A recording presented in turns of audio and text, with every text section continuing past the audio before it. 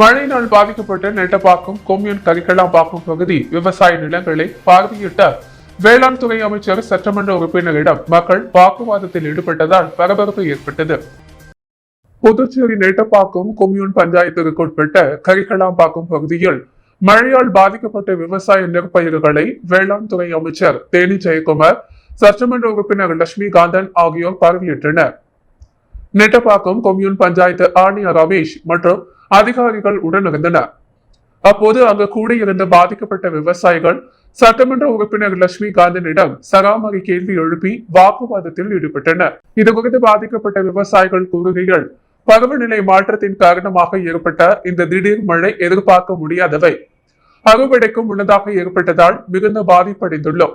மேலும் மழைக்காலம் வருகிறது, எனவே விவசாய நிலங்கள் உள்ள பகுதிகளில் வாய்க்கால்களை சரி செய்து கொடுக்கும்படி கடந்த 5 மாதங்களுக்கு முன்பே நெட்டப்பாக்கம் கொம்யூன் பஞ்சாயத்தில் மனு கொடுத்து வந்தோம். ஆனால் விவசாயிகளின் மனுவிற்கு பதிலளிக்காத அதிகாரி மற்றும் சட்டமன்ற உறுப்பினரின் மெத்தன போக்கே இந்த இழப்பிற்கு காரணம். ஒரு ஏக்கருக்கு நெல் பயிரிடுவது குறைந்தது 25,000 ரூபாய் முதல் செலவாகிறது. அது மட்டுமின்றி இந்த 3 மாத காலமாக இரவு பகல் பாராது உழைத்த எங்களது வாழ்வாதாரமும் பாதிக்கப்பட்டுள்ளது. குலை சார்ந்து அறுவடைக்கு தயாரான நெற்பயிர் சுமார் 100 ஏக்கர் நிலம் நீரில் மூழ்கி சேதமடைந்துள்ளது. இனி மழைநீர் வடிந்த நெல் பயிர் நிலத்திலேயே முளைத்துவிடும். எனவே அடுத்த பயிர் செய்வதற்காவது அரசு இழப்பீடு வழங்க வேண்டும். அடுத்த பருவமழை வருவதற்கு முன்பு ஆக்கிரமிப்புகளை அகற்றி தற்காலிக தீர்வு இல்லாமல் நிரந்தர தீர்வு காண வேண்டும். குறைந்தது 100 அடி தூரமாவது வாய்க்காலை வெட்டி சரி செய்து கொடுத்திருந்தால் நாங்கள் சமாளித்திருப்போம். விவசாயிகளான நாங்களே வெட்டி சரி செய்து கொள்ளவும் கொம்யூன் பஞ்சாயத்து அனுமதி வழங்கவில்லை. இந்த நிலையில் அந்த வாய்க்கால் தூர்வாரப்படாமல் அவ்வழியாக தமிழக உயர் மின் அழுத்த கம்பிகளின் கம்பங்கள் நடப்படுகிறது. அப்படி நடந்தால் மேலும் JCB இயந்திரம் மூலம் வாய்க்கால் தூர்வாரும் பணி ஆபத்தானதாக இருக்கும். எனவே விவசாயிகளுக்கு அரசு உரிய இழப்பீடு வழங்கிட வேண்டும் என்று கேட்டுக்கொண்டார். குறிச்சிக்குப்பம் பகுதியில் உள்ள முத்துமாரியம்மன் கோவிலில் நடைபெற்று வரும் கட்டுமான பணிகளை சட்டமன்ற உறுப்பினர் VP ராமலிங்கம் பார்வையிட்டு ஆய்வு செய்தார். புதுச்சேரி ராஜ்பவன் தொகுதிக்குட்பட்ட குறிச்சிக்குப்பம் மீனவர் பகுதியில் உள்ள முத்துமாரியம்மன் கோவிலில் கட்டுமான பணிகள் நடைபெற்று வருகிறது. குறிச்சிக்குப்பம் மீனவ பஞ்சாயத்துதாரர்களின் அழைப்பின் பெயரில் சட்டமன்ற உறுப்பினர் VP ராமலிங்கம் அந்த கோவிலுக்கு நேரடியாக சென்று நடைபெற்று வரும் கட்டுமான பணிகளை பார்வையிட்டு ஆய்வு செய்தார். தொடர்ந்து அந்த பகுதி பஞ்சாயத்துதாரர்களுடன் ஆலோசனை நடத்தினார்.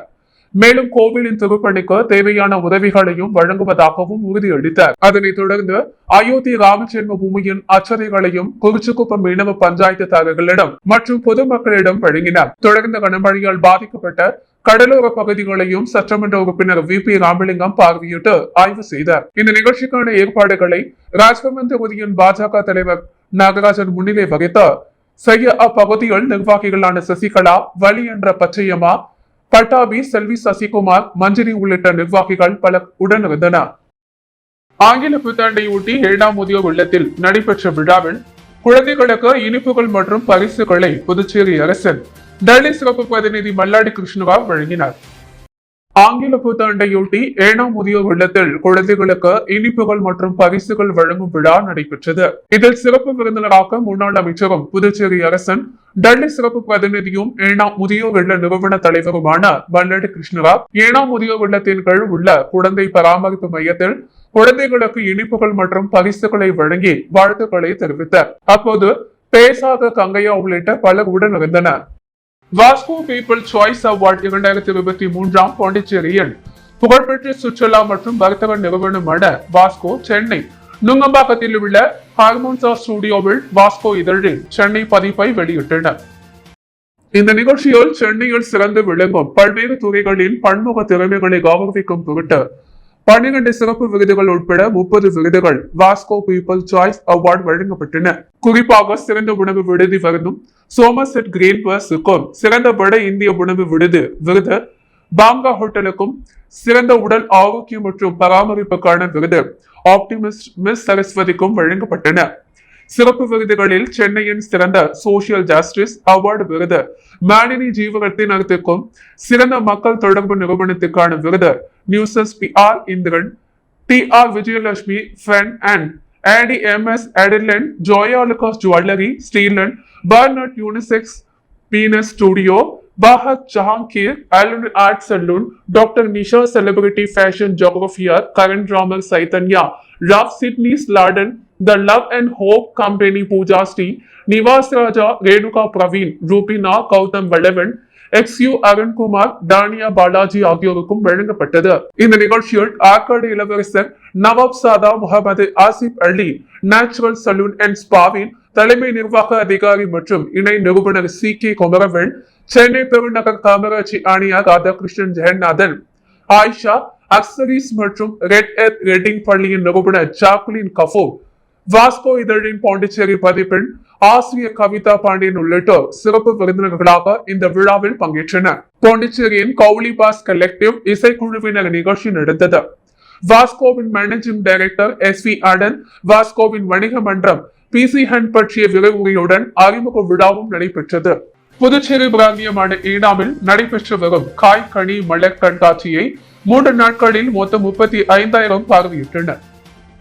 புதுச்சேரி பிராந்திய பகுதியான ஏனாம் ஆந்திர மாநிலம் காக்கிநாடா அருகே உள்ளது.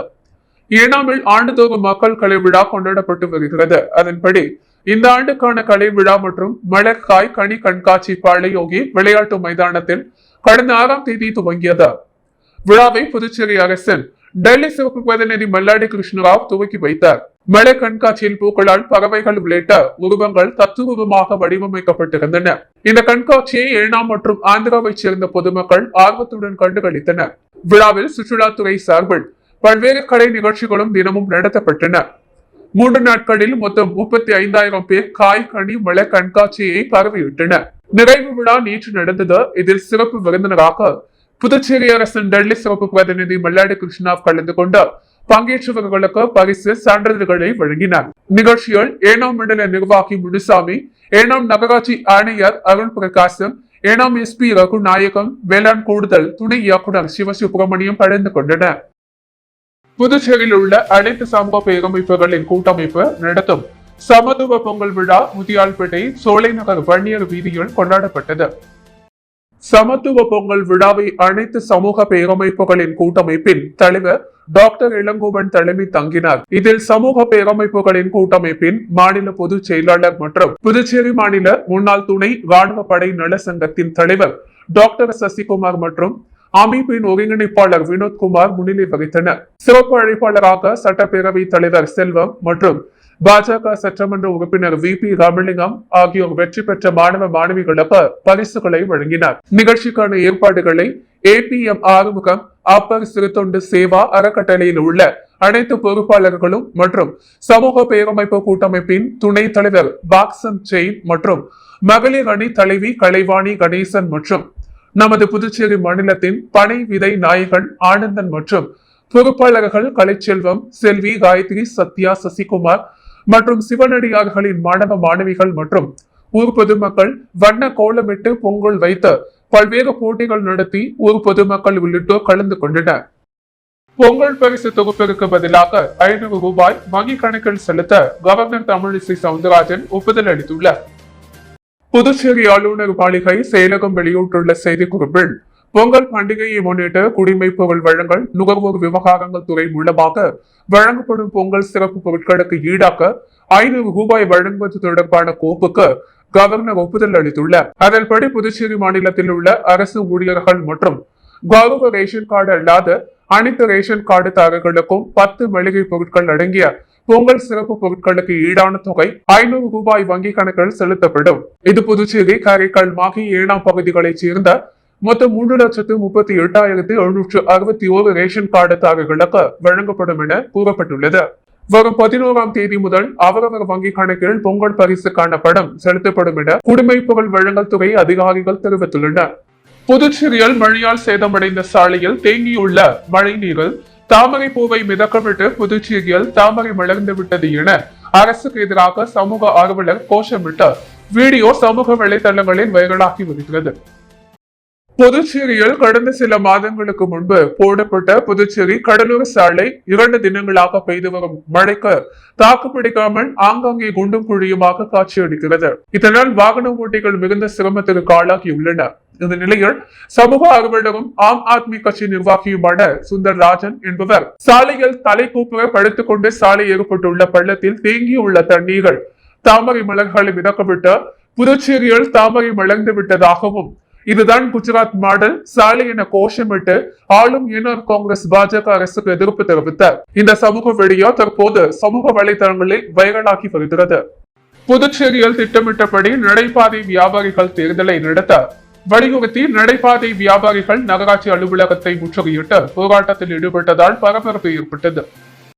புதுச்சேரி நகராட்சிக்குட்பட்ட 7 தொகுதிகளில் உள்ள நடைபாதை வியாபாரிகளுக்கு ஜனவரி 10ஆம் தேதி நாளை தேர்தல் நடத்தப் போவதாக அறிவிக்கப்பட்டிருந்தது. இதற்கான வேட்புமனு தாக்கல் கடந்த மாதம் 21ஆம் தேதி தொடங்கியது.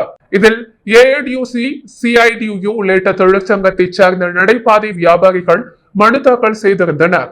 வேட்புமனு தாக்கல் பரிசீலனை அனைத்தும் முடிந்த நாளை தேர்தல் நடைபெறுவதாக இருந்த நிலையில் திடீரென தேர்தல் நிறுத்தப்படுவதாக நகராட்சி ஆணையர் சிவகுமார் அறிவித்திருந்தார். இந்த அறிவிப்புக்கு எதிர்ப்பு தெரிவித்து திட்டமிட்டபடி குறிப்பிட்ட தேதியில் தேர்தல் நடத்த வேண்டும் என வலியுறுத்தி நடைபாதை வியாபாரிகள் புதுச்சேரி கம்பன் கலையரங்கத்தில் உள்ள நகராட்சி அலுவலகத்தை முற்றுகையிட்டு போராட்டத்தில் ஈடுபட்டனர். அப்போது குறிப்பிட்ட தேதியில் தேர்தல் நடத்த வேண்டும் என வலியுறுத்தி கண்டன கோஷங்களை எழுப்பியதால் நகராட்சி அலுவலகம் முன்பு சிறிது நேரம் பரபரப்பு ஏற்பட்டது. புதுவையின் அன்றாட நிகழ்வுகளை காண பாண்டி ஹெட்லைன்ஸ் யூடியூப் சேனலை சப்ஸ்கிரைப் பண்ணுங்க. தொடர்ந்து எங்களுடன் இணைந்திருக்க பக்கத்தில் உள்ள பெல் பட்டனை பிரஸ் பண்ணுங்க, லைக் பண்ணுங்க, ஷேர் பண்ணுங்க. என்றும் உங்களுடன் பாண்டி ஹெட்லைன்ஸ்.